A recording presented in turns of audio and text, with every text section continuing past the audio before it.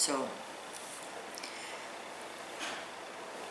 I wanted to talk about breaking old patterns.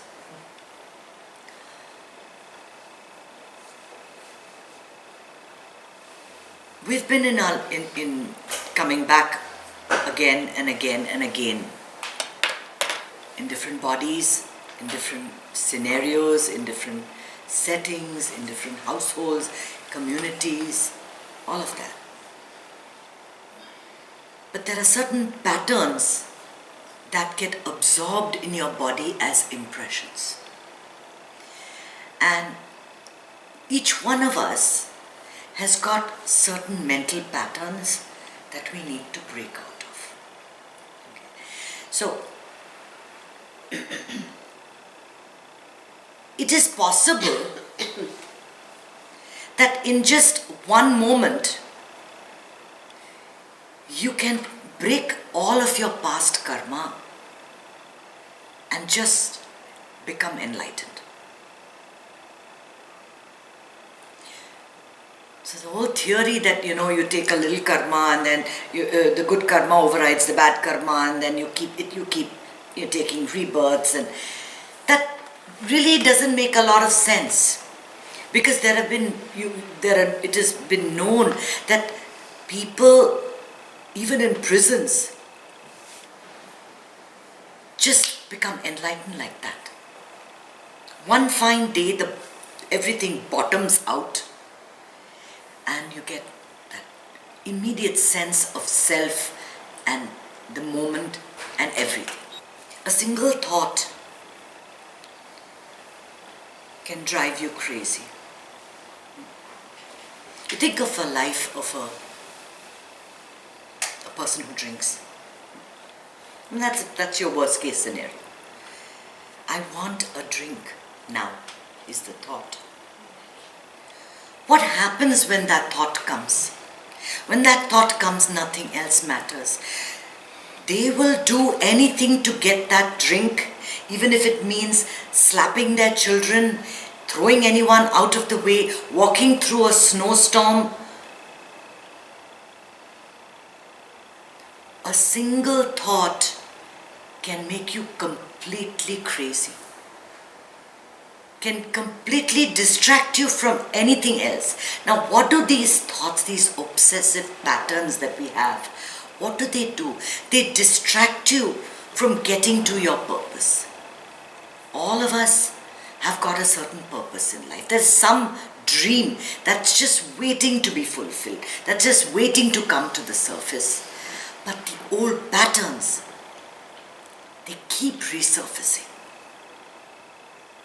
For someone, a pattern might be an emotion, right? A feeling of just being sad.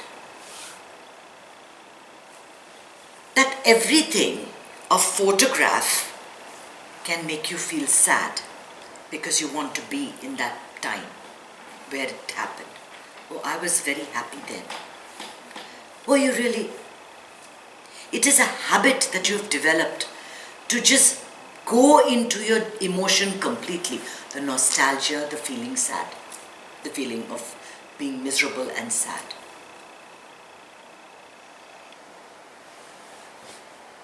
When you need to smoke, no matter what happens, if you don't have that packet at home, you will do whatever it takes. You'll walk 6 miles to get that packet.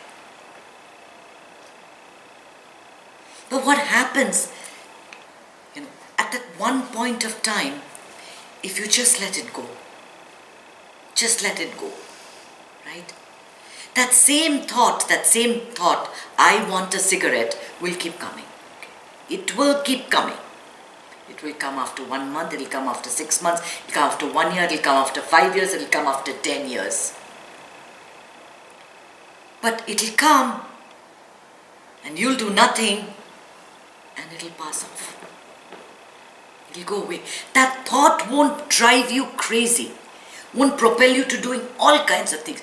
Oh my God, I have to get a cigarette. Now my husband is sitting here, my sister-in-law is sitting here, they won't let me go. Now how do I make an excuse to get out of here? How do I find a way to do this and to do that? All those thoughts won't come. I want a cigarette, Oh, that's part of my past. And it's gone.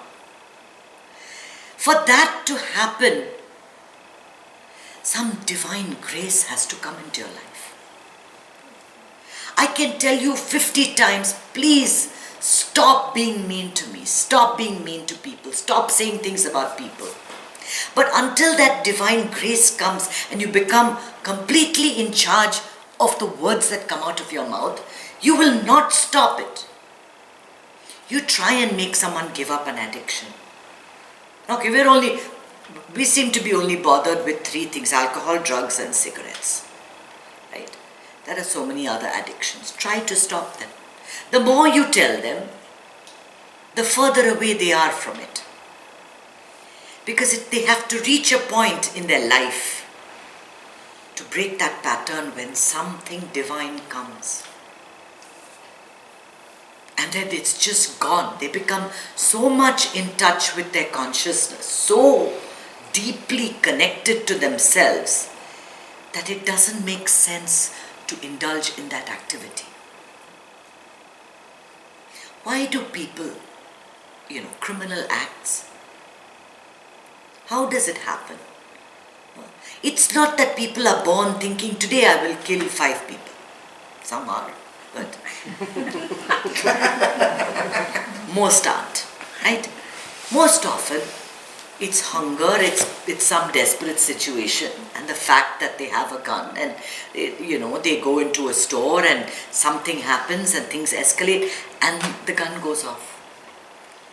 And then they are locked into a school of crime. And the pattern continues and continues. How do you break this pattern? You call them criminals, you put them away in jails. You don't want to have anything to do with them. But it was one act of insanity, one moment of madness, one pattern that wasn't developed, one person who just did not know how to get in touch with himself or herself. That's all it is. I feel compassion, for people that are in such a situation. Perhaps I don't know if I have it in me to go and work with such criminals. But there are those that go to, I've written about it in my book about Prison Smart, and now they go and help these people. But we are not criminals here. We're not the group of us here are not criminals. But each one of us has got something that is holding us back from completely experiencing that divine presence. There is a pattern that we need to get rid of. It could be a very simple pattern as looking at your phone. It could be something really small, which is perhaps one of the biggest impediments in your path. And I have nothing but angry words to say to Mark Zuckerberg, because he has created a monster. You look at it, you look at the phone, and then I'm not good enough. They are having a good time. When is it going to happen to me?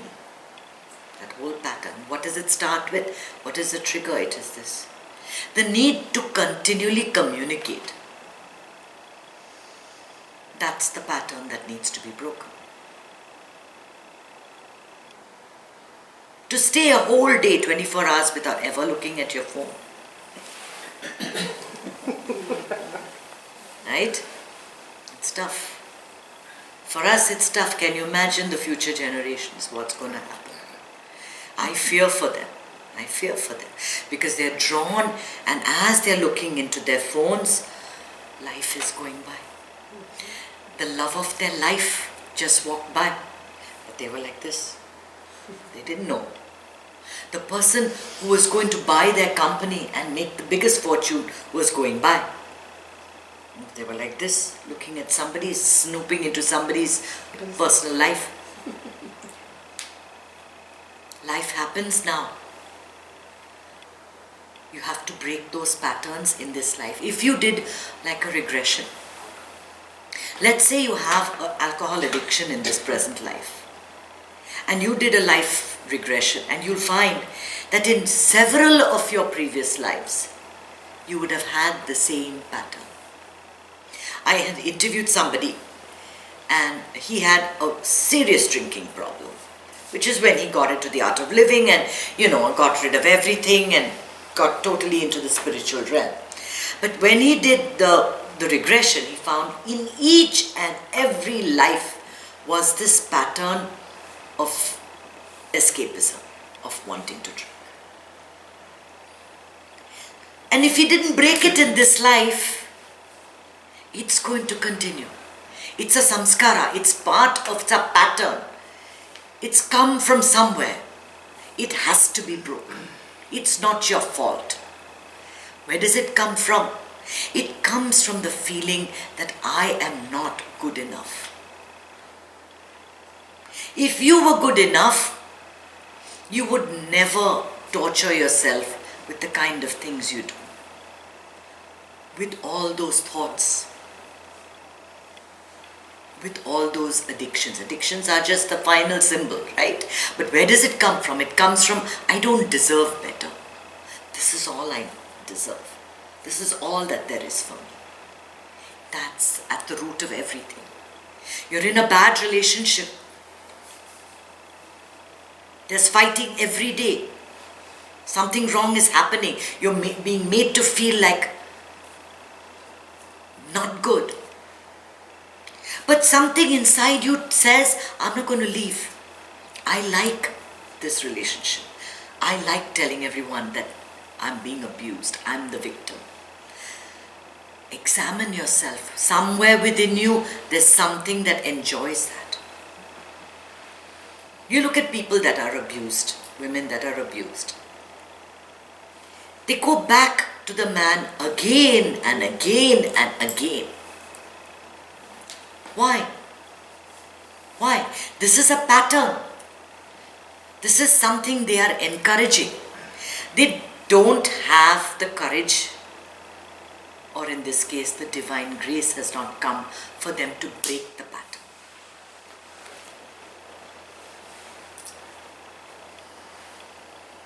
Bad relationships, not they'll break up with the person and find another one exactly like the previous one. Exactly like the previous one. Have you seen that? Have you seen how people always end up with someone that is not right for them? What's another bad habit that we have? The 80-20 rule. 80% of whatever we want is in this situation or in this person. But we go looking for the 20 elsewhere. You have someone beautiful to spend your life with, but you don't want that. You want that 20% that he doesn't have, and you go looking for it elsewhere. And when you go there, there's still an 80-20 rule functioning there. You're going to get only 80% of whatever you wanted. We are never satisfied with what we have. There are some people that just think something else is better. They just don't like what they have. They're not happy with their little basket. They want something else. They want something more. They want something different.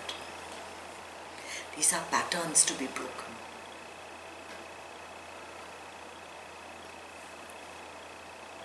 We don't think that whatever we get is good enough. It's not good what we have. It's going to come in the future. You're always looking forward. You're always worried about the future. You're always fearful. Fear itself is a pattern that needs to be broken.